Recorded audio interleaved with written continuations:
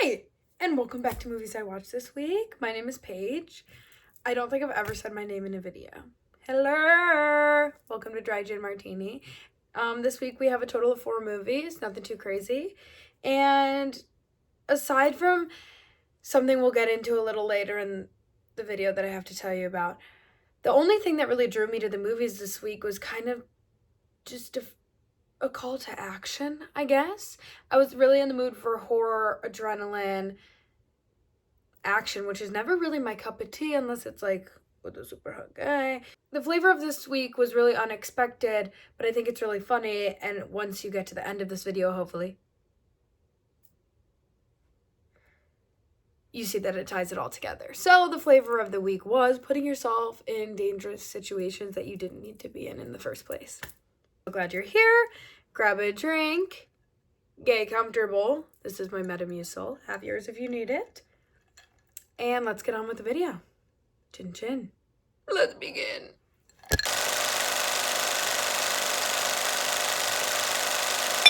So we left off last week on a high from James Spader, and I finished off with Sex, Lies, and Videotape.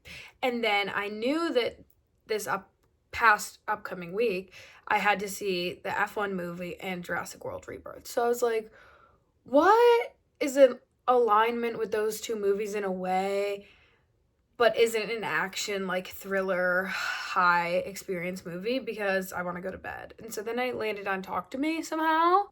So the first movie we have is Talk to Me, directed by Michael and Danny Philippou. I want to start by saying I've meant to have watched this movie several times, and then every time I want to watch it, I feel like I saw or read somewhere that it was really scary, and then I freak myself out because it's before bed, and I'm like, nightmares aren't really the vibe tonight. So I finally decided to watch it, and I will say, though it was scary, it was done in such a creative and spontaneous way that I was more impressed than I was overall terrified.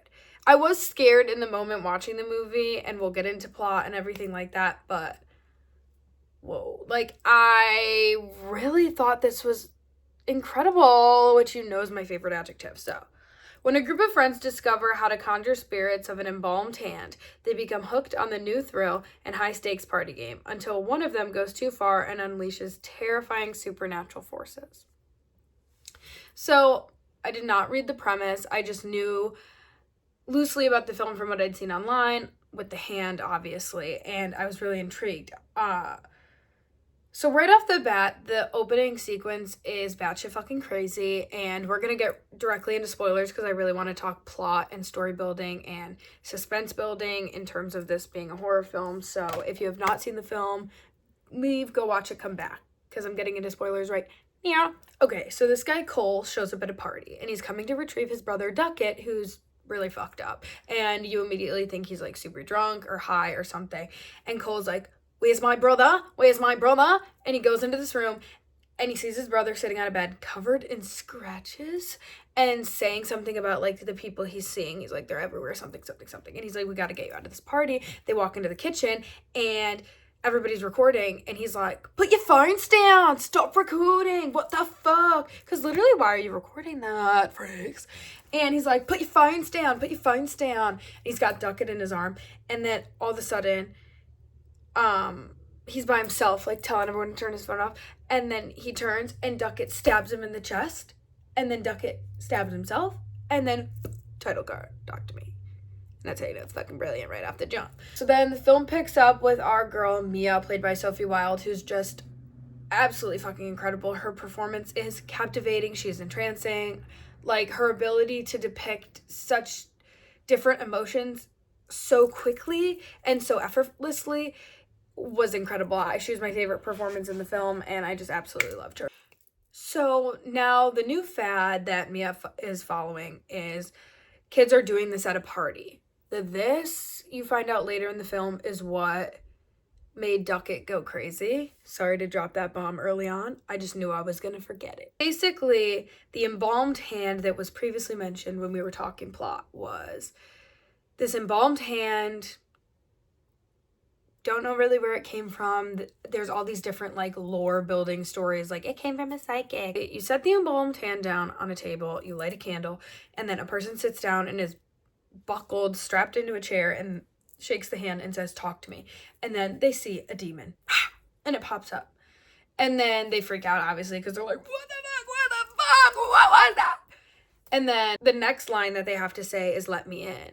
And that's when they allow the demon inside of them to possess the shit out of them. And the thing is that it has to be under 90 seconds, because if it's over, the demons will stay. They'll linger inside you forever. How they figured that shit out, I'm assuming it lingered a little too long, and a fallen soldier, RIP. They go to a party, and Mia does it this one time, and she finds it so thrilling. She's like, we gotta do this again. And then her best friend, Jade, and her boyfriend want to do it again, and they go to a party and they do it again. They do it like a shit ton of times. Mia, her mother passed away, and you don't know if she killed herself or it was an accidental overdose. And that is Mia's motivation for continuing to do this, is that in the back of her mind, she thinks that maybe she'll see her mom, or this is a way to like connect with the dead while also just genuinely having fun, because she really seems to be enjoying it. So everybody at the party goes. There's a bestiality moment that was a little bit weird, but I was like, ooh, it is horror, isn't it? And we get to this part where Riley, who's Jade's younger brother, who has a very close relationship with Mia, begs and begs and begs that he can do the talk to me thing, and everybody's like, no. And then Mia's like, yeah, sure, why not? And of course, he stays over 90 seconds, gets possessed, and starts bashing his face in. And then that fuels the second to third act of the film, which is basically Riley in the hospital, Sue, Jade, and Riley's mother being incredibly pissed, but she's also a bitch. And Jade, Mia, and Daniel's relationship getting really weird. And then you have Haley and Joss, who were basically the mercenaries of this talk to me hand. Like, they brought it around on a mission to possess these people and like had no accountability for Riley getting hurt. The reason that Riley got hurt was because the demon that started talking was Mia's mom. And she was like, please let him stay. Please let him stay. Like, it's my mom. I have to talk to her. And it was over 90 seconds. And as the film progresses, you find out that the demons play tricks on each other. And so that fuels the second act, as she's trying to like apologize for what she did, but also get back in contact with her mom and figure out a way to save Riley. And all that's happening, it kind of leads to this tumultuous third act where she sees her mother again. And I believe in the beginning when she gets possessed, she was like, we went a few seconds over. And so I feel like she was kind of like slowly progressing into psychosis as the film went on, into this demon world, but I honestly don't remember. And then the film ends with her talking to her mom, or like a vision of her mother, and then getting faked out possessed by her dad, and then going to the hospital and telling Jade she was at her house and needed help. And it was basically this whole like setup situation to save Riley by killing Riley, but she ended up killing herself. And then the film ends with Mia kind of like realizing that she's dead and seeing the hand and putting her hand in it and being the next person to be called upon to talk to me. Sorry for that whirlwind of craziness. I was blown away by the high concept nature of this film, because sometimes when we get into possessions or things of that nature, just like supernatural aspect, it can feel a little bit corny if it's not already like a gothic specific kind of narrative, like maybe The Conjuring or Annabelle or things like that. But this was such a creative perspective, and I loved the use of social media, because I feel like that's what they were really exploiting in this film in a way, is that social media, people have this heightened desire for surveillance of other people and even the dead. Nobody's like able to rest. And so while these people are being possessed and experiencing these things, it's all being documented on Snapchat, which I just thought was really well done. The idea of possession and all of that was really scary still. Like, you had those nail-biting moments, but it also was more of like a social commentary on adolescents' inability to leave the fucking dead alone, bro. I don't know what I'm trying to say. So let me read you a little bit of my notes. I wrote, I need to hang out with Michael and Danny immediately. I want to pick their brain. I really want to see Bring Her Back. So I want to watch that, and then we'll talk a little bit more about that. See if I still want to have a seat at their dinner table. Oh, there's like a symbolic metaphor of a kangaroo. in this movie because it's about to die and Riley's like, Mia, save it. And she's like, girl, what do you want me to do? Sorry.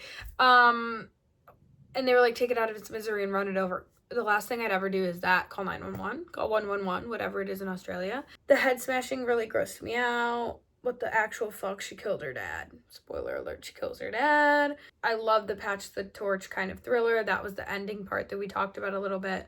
And I just overall really enjoyed this. I thought it was a great thrill. I thought it was really funny. And I just thought it was really interesting overall. And that beginning sequence really hooked me right off the jump. I love that beginning that just sucks you into a horror movie and you're like, what the fuck am I about to watch? And that was Talk to Me. 4 stars. And my rating was, don't fuck with the dead, man. Okay, now the next 2 movies I watched in theaters, and I watched them in theaters because I reviewed them live on a podcast. So, before I get into my review, I would like to let you know that you can watch those, I think, on YouTube. I'll link them below if they are available. But for the future, I will also link below where the lives are and who you can follow that I do them with, which would be Trainwreck Sports. So this was my 4th film review with them so far. I did Thunderbolts, I did The Materialist, I did the F1 movie, and I did Jurassic World Rebirth. So more to come this summer with so many blockbusters hitting theaters, which you should definitely go to see movies in theaters as much as you possibly can. That's what they're meant for. So I'll be reviewing more movies over there. You can check it out if you follow my Dry Gin Martini Instagram, and you also follow Trainwreck Sports Instagram. I hate to like sell you in the middle of the video, but you know, I'm not going to give full in-depth reviews of these because I kind of already did that and it feels a little bit redundant because I literally did it the other day, which is me being selfish, and sometimes you have to be. So now let's get into my review of the F1 movie. F1, the movie, directed by John Krasinski. In the 1990s, Sonny Hayes was Formula One's most promising driver until an accident on the track nearly ended his career. 30 years later, the owner of a struggling Formula One team convinces Sonny to return to racing and become the best in the world. Driving alongside the team's hotshot rookie, Sonny soon learns that the road to redemption is not something you can travel alone. The film is 2 hours and 30 minutes long. Now, that is definitely way too long. I'll tell you what we could have cut, and it was the romance plot line between Brad Pitt and Carrie Condon's characters, okay? Now, the director of this film, John Krasinski, also directed Top Gun Maverick. If you've seen that movie and you go see the F1 movie, you'll notice that he used the exact same story structure. And it ends with an epic triumph and win for, you know, the old bull that they bring back in to teach these young people how to race and how to bring their, like, passion and determination back into the sport. So I rated the movie 3.5 stars. I feel like I would give it more like a 3.75 if I could do that on Letterboxd. I did like it. Like, the thing is that I enjoyed it. I left the theater smiling. I had a really good time. The racing sequences, like, gave me an adrenaline rush. Like, I was on the edge of my seat, similar to how I am during a race sometimes. Sometimes they can get really boring. But the movie did a good job of keeping it internal within the team of Apex, which Brad Pitt ends up racing for, and Desmond Idris is the younger driver who's absolutely gorgeous. And I have to believe that his entire costume design was inspired by Lewis Hamilton because his outfits were tailored similarly, and he was the powerhouse performing, like, outstanding star in the movie. He stood out to me. He's not only gorgeous, he's so talented, and he just had such an attitude to him in his performance that I found really charming. Similar with Javier Bardem and this, like, weird, vulnerable puppy dog passion he had for this Apex GP team. Brad Pitt kind of fell a little flat for me, I'm not gonna lie. And that's why the love story that happens wasn't believable to me.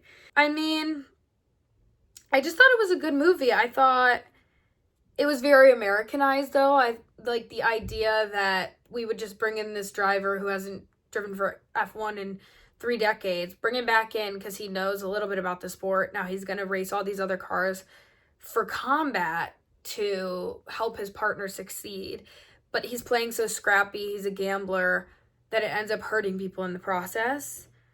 Because at the end of the day, his motivation is he just wants to drive a car. He doesn't care what car it is. He just wants to drive and make a little bit of money. Where Desmond Idris' character, like, this is his life. He fought to be there, and he's not going to give it up. And it's a little unfair that this guy just gets to come in and throw his hat in the ring. So I thought it was really great. The final battle between Lewis and JP, Joshua Pierce, who's Desmond Idris' character.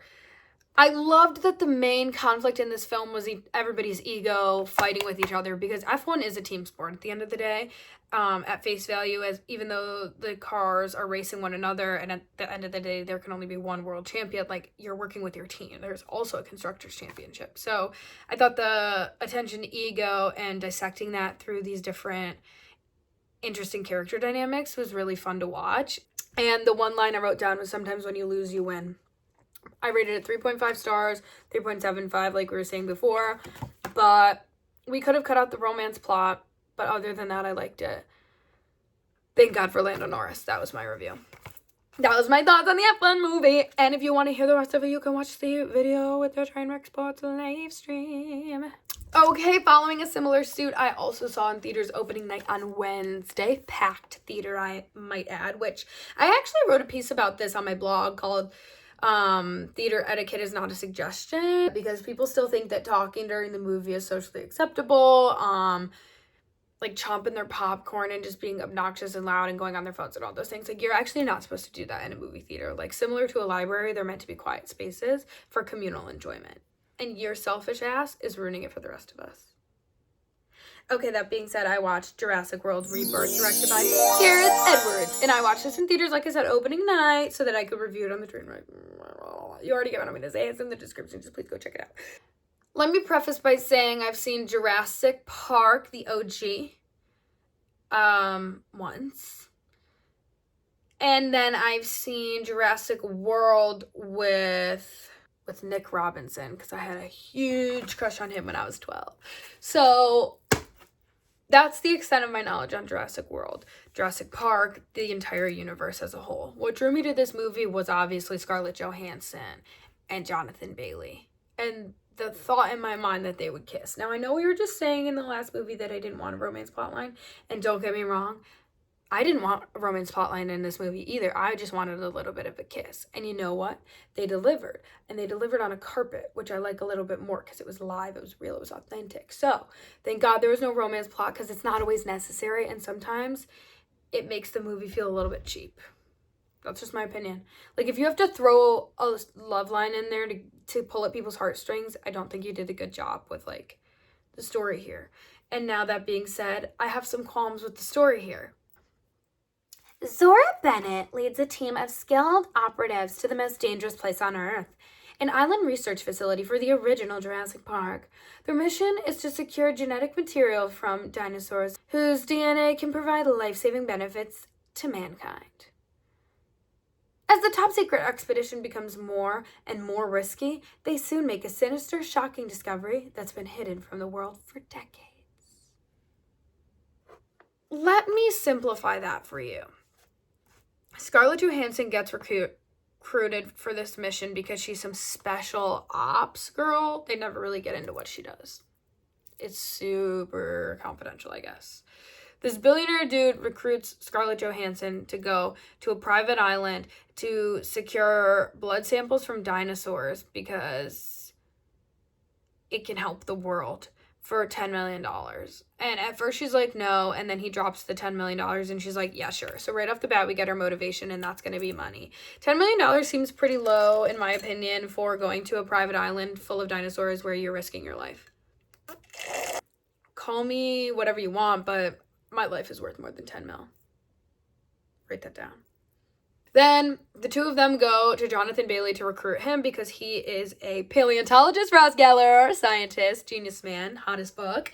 And he was the best actor in this whole film. He really dove entirely into his performance and, like, gave mannerisms and voice and a stutter and, like, this timid, not so confident demeanor in contrast to Scarlett Johansson's character. And I think he stole the show. And when people I don't understand. Maybe it's because he has a theatrical background, but it's just hard for me to watch certain people do movie to movie or TV show to TV show because there's no shift in their character. And I'm like, it doesn't make sense if these two characters would talk or walk or act the same. So why are you acting the same?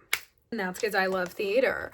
But they recruit him, and then basically everybody's like, we're not doing this. And then they're like, we're doing this because we can cure heart disease. And so then they recruit Mahershala Ali, who plays Duncan. And then they recruit Ed Skrein, who plays Bobby. And then there's Philippine, who is Nina on the boat. And all of these people are working together to serve Martin Krebs in this ploy of Big Pharma, basically. So they go on this journey, and immediately they're attacked by a bunch of dinosaurs. And then I'm not going to get into any of that plot. I can't. I literally can't. There's 3 dinosaurs they have to extract blood for. Okay, one's in the water, one's in the land, and one's in the sky. Of course. Duh.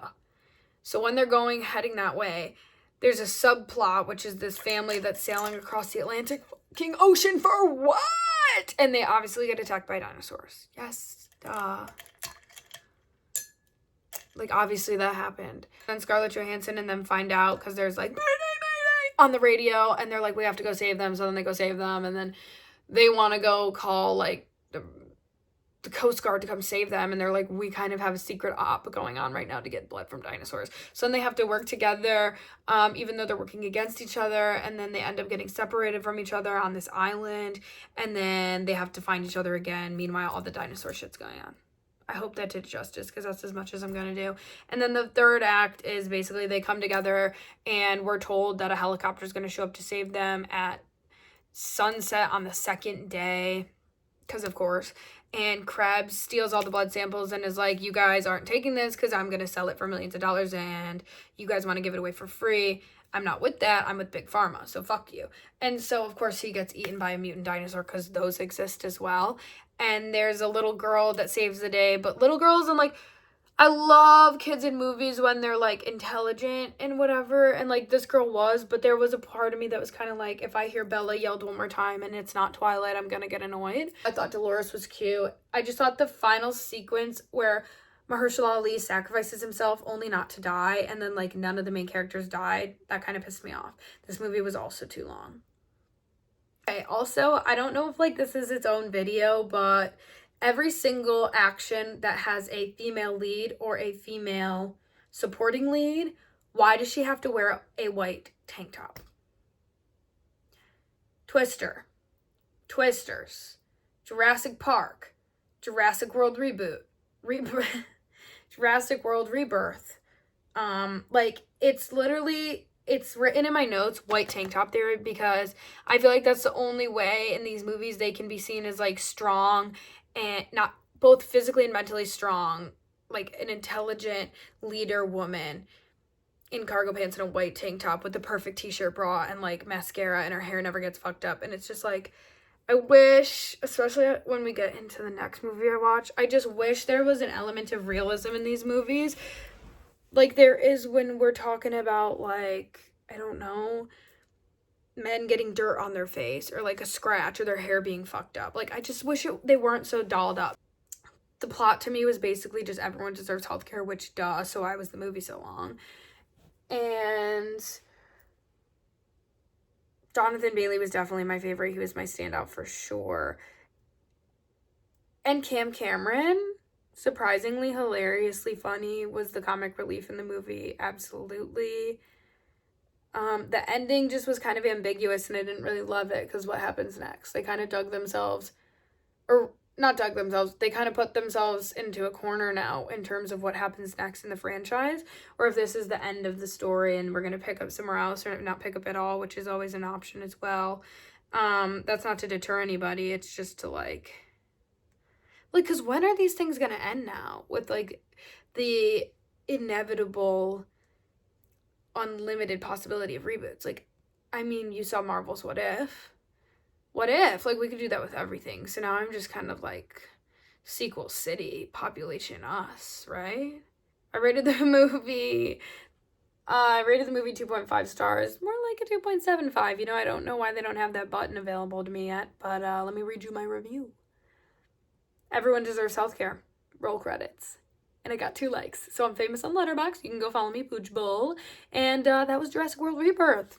Okay, and last but certainly not least, I decided to watch The Meg. Now, what I did a poor job of previously in the film is talking about the flavor, which was putting yourself in dangerous situations that you didn't need to be in the first place. Now, what all these films have in common is that the main character does just that. Mia and Talk to Me. Girl, you didn't have to touch that hand. You didn't have to allow Riley to touch the hand for longer. You didn't have to wait for him to stay longer. And then you didn't have to... Well, yeah, all that follows suit. F1 the movie. Sunny Hayes, you did not have to put yourself in that car. Didn't have to. You could have just mentored... You could have just mentored JP's character in the way, like, I get, obviously that was the point of the movie, but, like, you didn't need to be in that car, and you ended up hurting people in the process.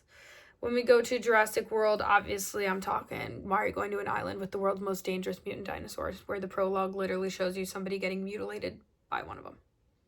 Didn't need to do that. Now, The Meg. Now, let's get into The Meg, because this is kind of where I, like, really tied all the movies together, because I was just like, the fuck are you talking about? The Meg, directed by John Turteltaub. I hope I pronounced that right. And I watched this on the 4th of July while fireworks boomed across my neighborhood. So you can imagine the good vibes that were just brewing in the room as I watched The Meg. Previously thought to be extinct, a massive creature attacks a deep-sea submersive, leaving it disabled and trapping the crew at the bottom of the Pacific. While time is running out, a visionary oceanographer recruits a rescue diver, Jonas Taylor, to save the crew of the team itself from an unimaginable threat. A 75-foot-long prehistoric shark known as the Megalodon.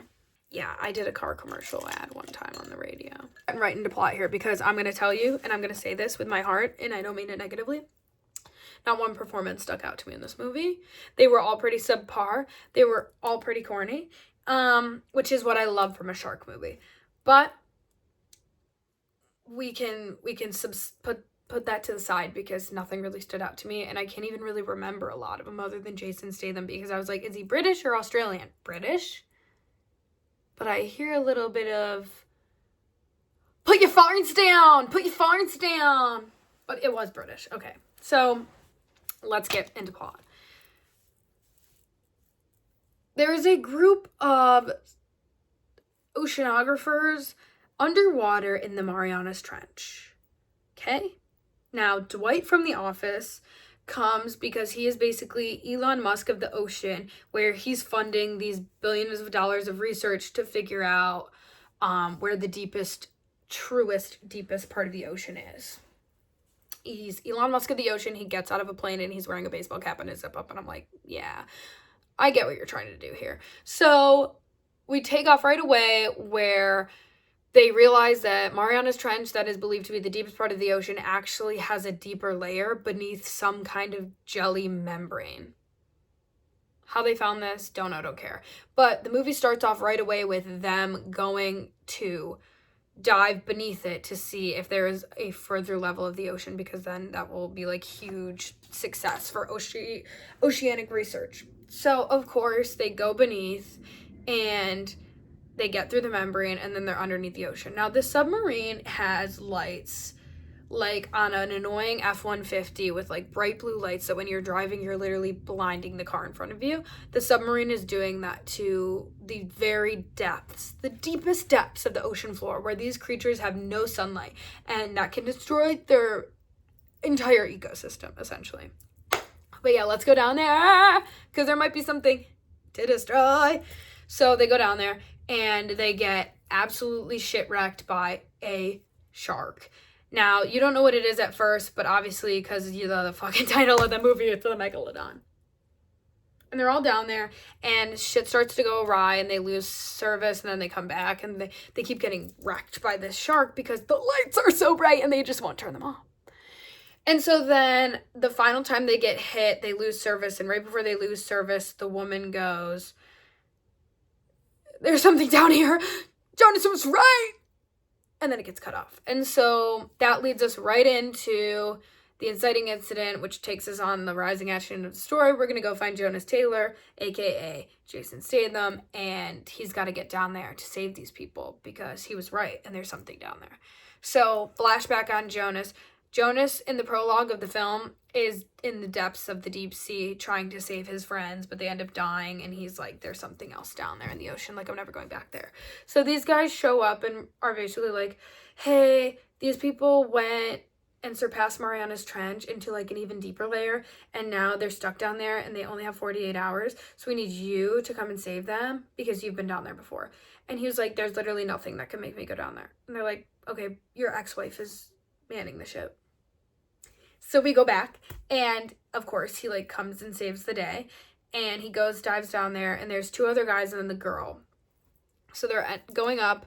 The girl, the one guy gets saved, and then the Asian man who wrote a letter to his wife previously stays down because he's like, I'm not gonna make it up in time, and he sacrifices himself and blows up in the ocean, and the submarine goes back up to their weird, scary Atlantis-looking lab under the water. And as that's happening, everybody's like, we saved the day, we saved the day. Thank you, Jonas, for doing that. All of a sudden, one of the characters, Soo-yin, her daughter is like prancing around on the submarine underwater megacorp. Why is she there? Girl, I'd be terrified for my life. I would not want to be there at all. The ocean actually freaks me the fuck out. What do you mean I'm 10 stories below water? Mind you, they traveled 11,000 meters. Like, that wasn't a short trip. 11,000 meters. And Soo-yin just goes down there by herself. She's like, well, I'll save the day myself, then fine. So Soo-yin's daughter sees the megalodon, and then that takes us into the second act of the film, which is the megalodon exists and how we're going to stop it. Because what happens is when the submarine went to ascend back up to their megacorp underwater, it broke through the membrane, and the temperature was so warm that the megalodon was able to sneak through. And then the second act of the film is basically this, like, duel with the megalodon, and then they kill it, but then you find out there's another one. Yourself in a dangerous situation that you didn't need to be in the first place. Let's get into my notes here. I did definitely believe that the cinematography and the CGI was really well done. It did not look CGI. It didn't look stupid. I didn't feel like taken out of the story at all for suspending my belief that much. I really enjoyed it, and I thought it was a nail-biter similarly to Jurassic World and the F1 movie and Talk to Me, so that was kind of all in theme as well. But I love shark movies. I always will. I love how silly they are. The more unrealistic, the better. I got my cousin to try and watch Something in the Water the other day, and she just was not with it. She was like, this is so stupid. But there's something about shark movies that I just love, and the megalodon is absolutely terrifying to me. They did have to change some things about it. Specifically, the coloring of the shark. It's gray and white megalodons because they were, like, of the way the story was told, like, in the book. I read on IMDb trivia that the shark would have had to been white, but with CGI, like, it looked stupid, so they just did the coloring of a great white. I thought some of the action was really corny, but overall, I just kind of thought it was fun, which was what I was going into with it. So, though I gave it 1 star, it was a 1 star with, like, all my heart and emotion and love. So, let me read you a little bit of my notes here. Catch the Meg, then what? Legit, don't even remember the ending. Like, at first, it took me a while to remember that they killed the megalodon. I was like, so what happened? Because isn't there a second one? Pretty high concept shark film, which is both its draw and demise.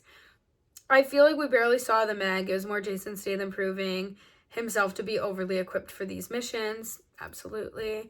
To swear you'll never go back down to Mariana's Trench and the only reason is to save your ex-wife was good, but it happened so fast that I was kind of like, what? You destroyed the Meg's habitat. It's your own fault. Like, what?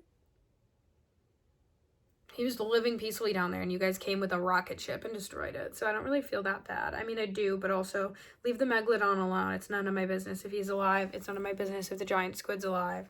And I feel like they kind of teased that in that movie, but we never heard anything else about it, I guess. My question that I drew a visual for here, down here, is what I don't understand is that the Earth has a core, and then it has the mantle, and then it has the crust.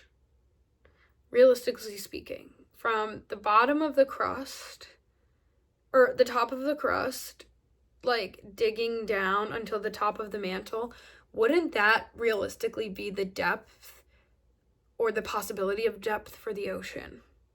So then my next question is, I always thought it went like crust, mantle, core, and it was like a perfect circle, which wouldn't make sense, but also could make sense. So if it's not, is that why we don't know the depth? Because at some points it's like really deep and then there's like only a little bit of mantle. Like, how does that work? Can someone explain that to me? I would watch a YouTube crash course video, but I feel like I'd get really existential, and I don't want to do that. So the Meg, I rated it 1 star, but it was a 1 star of love and fulfillment and joy. Because I love shark movies. And my review was, well, why would you go down there in the first place? It's blocked by a membrane on purpose. Duh. Go watch The Megalodon. It was on Max. Thank you so much for watching this Movies I Watched This Week video. I hope you enjoyed it. And I hope you don't put yourself in dangerous situations that you don't need to be in the first place just for fun stories. Because unlike these movies, the main character can die. Gasp! Like and subscribe if you feel like it, or don't. You know my feelings on that matter. You can, however, subscribe to my blog. Check that out, read it. You could go watch those live streams with Trainwreck Sports where I talk about these movies a little bit more in depth with some other people, which is really fun. I already started on my movies for next week, so that's a little sneak peek of that. And I just hope you have a really great rest of your day, whatever time of day it is, or have the sweetest dreams you've ever had. I hope it's like a sex dream about James Spader. Thanks for watching. Till next time, stay flirty, stay thirsty, and stay watching movies. Watch more movies together, make more movies together. That's all from me. Yeah. See you soon. Chin chin.